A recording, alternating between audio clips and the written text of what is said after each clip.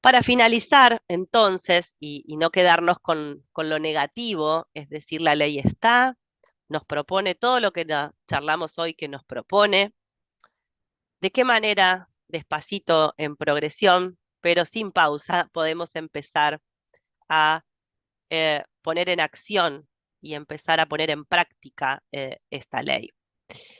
Recientemente también y positivamente salió una especie de guía de los entornos escolares saludables de la Coalición Nacional para Prevenir la Obesidad en Niños, Niñas y Adolescentes, una publicación que también les dejo para compartir con un material muy rico, en donde justamente nos brindan posibilidades, porque cuando uno habla de ley, de productos, de leyes, de normas, de reglamentos, de autoridades, casi que nos vamos muy lejano a lo práctico y a lo concreto, ¿no? Las escuelas dicen, ok, no vendo más la galletita de turno, ¿y qué vendo? Bueno, este material lo que busca es acercar ideas, menúes, siempre basados en estas guías, ¿no? En las guías de alimentación para la población argentina. Y entonces encontramos este tipo de información o este tipo de gráfica que nos permite visualizar un futuro posible, podríamos decirlo, ¿no? Y entonces, por ejemplo, da ideas de alimentos listos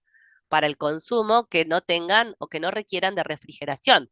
Muchos de los kioscos presentes en las escuelas no tienen la posibilidad de una heladera. Entonces, ¿qué vendo? Bueno, acá tienen toda una lista de posibilidades, desde la fruta. Después tendremos que ver que esto tiene que estar, ya lo dijimos, ¿no? Tiene que estar apoyado por un entorno y por un contexto que invite y que de alguna manera también impulse a que los niños cuando salgan al recreo salgan con la expectativa de poder acceder a estos alimentos, ¿no?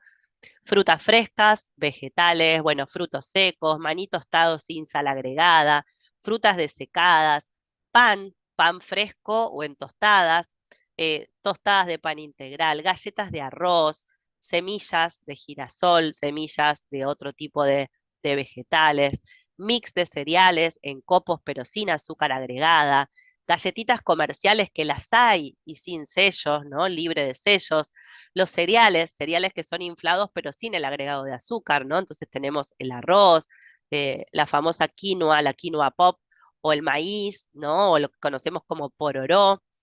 Las barritas que también las hay para hacerlas de forma casera, pero hay también comerciales sin sello, las legumbres, las frutas desecadas, decíamos, bueno, el agua potable desde ya, un capítulo aparte, ya estuvimos charlando de la hidratación, ¿verdad? Aquellos kioscos que cuenten con un equipo de refrigeración o cuenten con una heladera, bueno, también pueden expender desde leche hasta un yogur, pero un yogur natural, que es el único que va a estar libre de sellos, ¿no? Sin edulcorantes, sin endulzantes, frutas envasadas en trozos, tipo una ensalada de fruta o tipo macedonia, sin el agregado de azúcar, huevos, bebidas vegetales, pero sin sellos, jugos de fruta, preferentemente con la pulpa, es decir, lo que nosotros conocemos como si fuera un licuado en realidad. Eh, Todos productos, como vemos, alimentos, mejor dicho, naturales, sin el agregado de nutrientes críticos. ¿Qué pasa en aquellas escuelas que tienen comedores? Bueno, acá les acercan alguna lista o serie de ingredientes para empezar a utilizar y empezar a modificar las preparaciones que ofrecen los comedores, y en este caso esta lista serían ingredientes que no requieren refrigeración, ¿no? Entonces tenemos desde las harinas, pasando por los tubérculos, el puré de tomates, bueno, los aceites, los fideos, los cereales y los granos en representación del arroz, la quinoa, bueno, la cebada, la avena. Después también está lo regional, ¿no? Esto está puesto en un carácter federal, pero después cada provincia tiene la particularidad de alimentos regionales que son autóctonos y que son de consumo habitual y que hay que usarlos. De hecho, hay que consumir de estación, pero también hay que consumir alimentos de región. Eso es lo importante, ¿no? Ingredientes para preparaciones, en este caso, con comedores que tengan equipos de refrigeración y entonces da toda la posibilidad de los frescos, ¿no?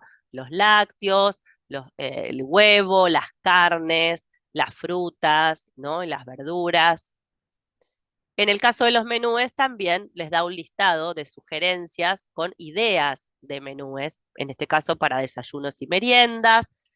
También hay una lista de preparaciones sugeridas para los almuerzos en formato de guiso, de pastel. Cobra mucho importancia, y esto también es bueno aclararlo y remarcarlo más que aclararlo, el consumo de legumbres. Las legumbres es un alimento sumamente nutritivo para los niños, que tiene una versatilidad que creo se desconoce ampliamente, sobre todo en los comedores, ¿no? Porque con las legumbres podemos hacer no solamente los guisos, que es por lo único que lamentablemente es conocida. Podemos hacer el guiso, pero también podemos hacer panes y también podemos hacer postres, ¿no? Entonces, con todo lo que eso implica nutritivamente hablando, recuperar el hábito de la legumbre. Somos un país que produce legumbre y tristemente tenemos un porcentaje muy alto de exportación de estos alimentos. Entonces, acá también esto que decíamos antes, ¿no? Esta ley también sale a articular la conversación con otros sectores. Qué importante sería desde producción empezar a recuperar esos alimentos que no son propios y empezar a ponerlos a disposición de estos entornos saludables para que sea una alimentación justamente libre de todo tipo de sello y que nos aporte la mejor calidad de nutrientes. También nos da idea de colaciones, ¿no? Sobre todo para lo que tiene que ver quizás con lo que nosotros llamamos merienda reforzada, ¿no? Las tartas, las pizzas, los sándwiches, el yogur, las barras de cereales caseras o artesanales. Hay algunas sugerencias, ¿no? En base a esto, este pequeño último capítulo, la idea es darles justamente ideas pequeñas, pero también es necesario seguir pensando en qué nos falta. Capacitaciones para el personal de cocina, si estamos hablando de los comedores, como antes decíamos, tiene que haber una coherencia. No se trata de bajar una línea nacional y decir, bueno, tienen que servir de ahora en más este tipo de menú. Bueno, tiene que haber una capacitación de concientización del por qué primero. No se trata de solamente decir lo que tenés que hacer. No se trata de bajar una normativa. Se trata de que todos seamos conscientes de que todo esto lo estamos haciendo en beneficio de todos y de todas, ¿no? Entonces, capacitación desde el qué, pero también desde el cómo hacerlo y desde el por qué hacerlo. Obviamente que toda la capacitación tiene que estar basada en las guías alimentarias, promover el consumo de los alimentos frescos, ya dijimos, recién les daba yo el ejemplo, lo ideal sería articular con las economías regionales y que sean esas economías las que puedan proveer a los kioscos, a los bufetes y a los comedores de alimentos frescos. Crear un registro de proveedores puede ser una sugerencia también, un registro de proveedores de alimentos para acompañar este armado de entornos escolares saludables. Creación y manejo de huertas, ¿no? También habría que ver incluso de una política anterior, que es ver cómo están los edificios de nuestras escuelas, no solo para la provisión de agua potable, que sería más que importante, sino también para ver la posibilidad en alguna de ellas de la creación o del manejo de huertas, por ejemplo, que estaríamos en coherencia tanto con la educación que debemos dar desde las escuelas como el consumo, ¿no? Que el niño pueda desde generar esa propia producción hasta luego poder consumir de aquello que produjo. Garantizar espacios para la lactancia. Hablar de alimentación saludable es empezar a hablar desde sus inicios, y sus inicios están en la leche materna, y poder proveer a estos distintos espacios, asegurar un espacio que respete la lactancia en las escuelas, por ejemplo, tanto sean los jardines maternales como en las escuelas secundarias, que las adolescentes o las mujeres que estén atravesando un proceso de lactancia tengan posibilidad, es una sugerencia más que importante a tener en cuenta. Garantizar el acceso al agua potable desde ya, ¿no? En todos los entornos en los que estemos. Las reflexiones finales tienen que ver con las del inicio, ¿no? ¿Qué es lo que estamos comiendo? En Argentina se conoce que estamos comiendo aproximadamente unos 192 kilos de productos ultraprocesados por persona por año. Antes de la pandemia consumíamos 185, por eso les decía, todo lo que se habla prepandemia hoy está agudizado para peor. Ahora, también es necesario pensar, no solamente que consumimos mal eligiendo este tipo de alimentos, sino que cuando consumimos estamos financiando a un sistema que produjo ese alimento, ¿no? A un sistema productivo. Y ese sistema productivo es el que termina modificando, impactando negativamente en nuestra salud, pero también en nuestro ambiente, que en definitiva es parte del entorno. Yo decía al principio, no es solo el qué, sino también es el cómo. Tenemos que concientizarnos en el concepto que implica alimentarnos, pero con sistemas que sean sustentables. Sistemas alimentarios sustentables. La forma en la que nos estamos alimentando está destruyendo nuestros cuerpos, sí, claro, ya lo vimos. Enfermedades crónicas no transmisibles, pandemia, pero también destruye nuestros territorios. Y eso termina en un círculo vicioso, ¿no? La forma en la que nos alimentamos destruye cuerpos y territorios.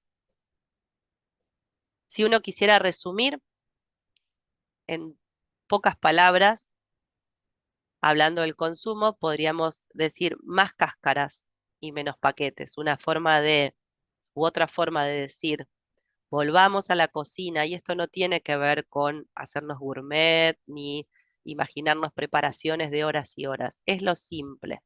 Es volver a la olla y encontrar el momento en el que podamos volver a sentarnos a la mesa con la familia, recordando sabores y replicando sabores que construyeron nuestra palatabilidad en las infancias, que nuestros niños puedan replicar eso también. Y para eso es alimento, es naturalidad, no tanta góndola. Hablamos hace un ratito también de la responsabilidad y simplemente volver a recordar que hay muchos incumplimientos en esta ley y que tenemos la responsabilidad ciudadana de asegurarnos que esta ley se cumpla, ¿no? Hay una expresión que declaró la integrante de una organización de consciente colectivo que dice, para que una norma sea efectiva y no muera en la sanción, es fundamental que nos involucremos y que podamos exigir su correcta implementación. Es cuestión de apropiarnos de la ley y conocerla para poder reclamar por nuestros derechos y construir nuevos horizontes. Un poco humildemente, mi exposición de hoy o el encuentro que les planteaba tiene que ver con esto, ¿no? Tiene que ver con conocer de manera tal que podamos reclamar. No se trata que después de esto ustedes sean expertos en la ley, pero sí mínimamente conocer de qué se trata, a quién incluye, a quién interpela, para poder hacer que su cumplimiento sea efectivo. Seguramente todos los que están aquí son representantes de alguna o de otra manera de la salud. Los agentes de salud también somos interpelados por esta ley. Tenemos que seguir trabajando en nuestros propios espacios en articulación con todos los organismos que mencionamos y entender que la educación, en este caso alimentaria, no es exclusividad de la escuela. La educación alimentaria debe estar puesta en todo el recurso sanitario. Si sos pediatra, si sos enfermera, si sos obstetra, si sos nutricionista, lógicamente, sea cual sea el rol que ocupes en el escenario de salud, podemos hacer educación nutricional, podemos hacer que los niños, niñas y adolescentes elijan mejor, que elijan de forma consciente. Como Estado, lógicamente, vamos a seguir reclamando que se siga trabajando, que la articulación que figura en la ley con los distintos sectores sea efectiva y vamos a seguir reclamando la posibilidad de la expresión de la provincia con la adhesión que le corresponde. Vamos a seguir reclamando que la provincia de Santa Fe exprese la adhesión a la ley nacional. ¿Para qué? Para que mediante esa adhesión provincial podamos dictar normas complementarias que nos parezcan beneficiosas o que nos parezcan positivas para elevar incluso lo que propone la ley nacional.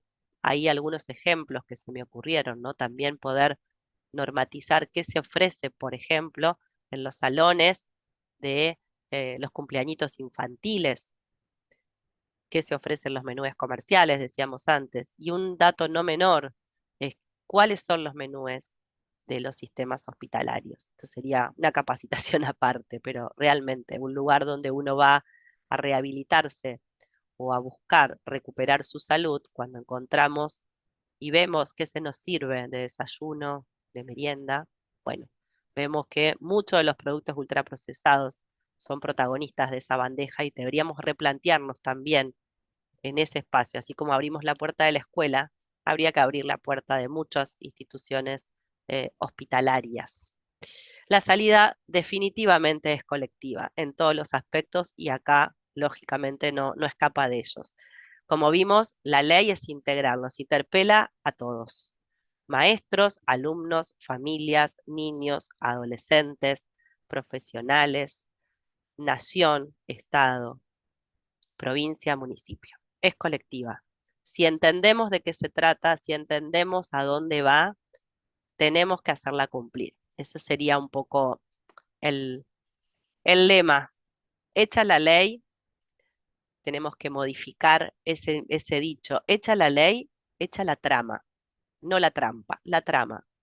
Que esta ley haga que terminemos todos en una gran red, en una gran trama, para que logremos que definitivamente sea efectiva. Muchísimas gracias por el tiempo que disiparon para escuchar este encuentro. Ojalá haya sido un espacio de reflexión y de pensamiento. Tienen disponible mucho material de lectura. Me parece interesante que puedan acudir a él ante cualquier duda. También tienen allí mi dirección de correo electrónico por cualquier consulta que quieran realizarme. Muchísimas gracias por haber estado disponible en este tiempo.